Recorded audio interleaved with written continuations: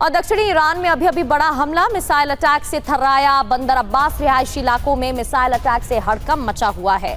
दक्षिणी ईरान में हमले, अभी अभी हमलों की जानकारी।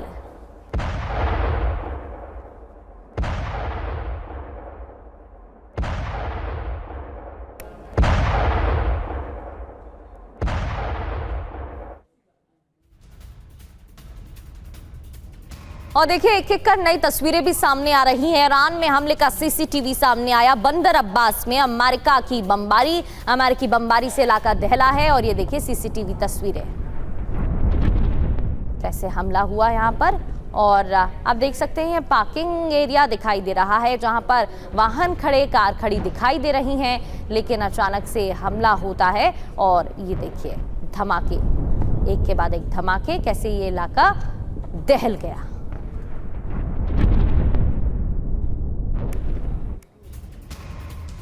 और अब ईरान के दूसरे बड़े शहर की बात। मशहद शहर में धमाकों की आवाज, लगातार विस्फोट की आवाज आ रही है। एयर डिफेंस सिस्टम एक्टिव किया गया है। तो एक के बाद एक जो हमले हो रहे हैं उनसे समझा जा सकता है दोनों तरफ से विध्वंसक हमले किए जा रहे हैं। और एक बार फिर से पहले जैसे हालात बनते हुए दिख रहे हैं। अमेरिकी राष्ट्रपति डोनाल्ड ट्रंप ने दावा कर दिया है कि अब बातचीत के लिए कोई जगह नहीं रह गई है। तो IRGC की तरफ से भी बयान सामने आए हैं और विदेश मंत्री ईरान के अब्बास अराक्ची की तरफ से भी बयान आए, जहां वो चुटकी लेते हुए नजर आए।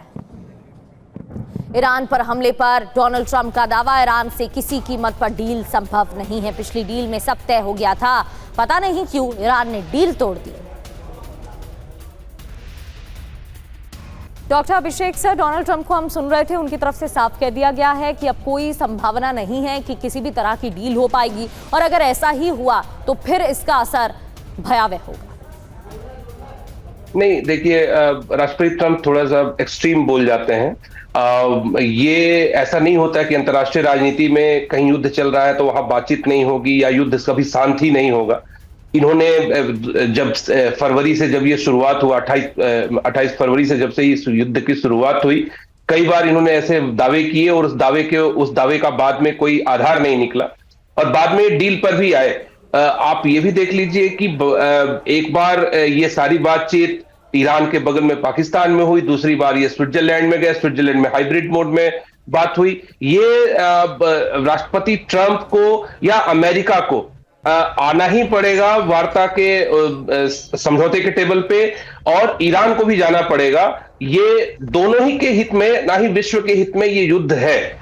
अब बात आती है कि जो 3 मेजर पॉइंट्स हैं, एक है हॉर्मुज का, दूसरा परमाणु कार्यक्रम का, और तीसरा जो है वो ईरान का बार बार ये कहना है कि हमारे सारे एसेट्स को आप डिफ्रीज करिए और जो हमारा युद्ध में डिस्ट्रक्शन हुआ है उसकी भरपाई हमें या तो हॉर्मुज स्ट्रेट से चुंगी वसूल के करने दीजिए या आप दीजिए।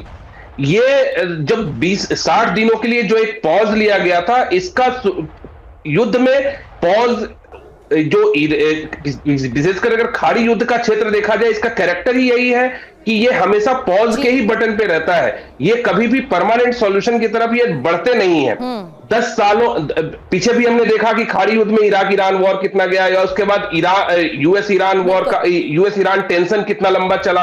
तो ये लंबा चलेगा। ये छोटे मोटे अटैक होते बहाल हो, क्योंकि इसका असर दुनिया पर पड़ता हुआ दिख रहा है। तेल की कीमतें एक बार फिर से बढ़ गई हैं, सेंसेक्स पर भी इसका असर पड़ता है।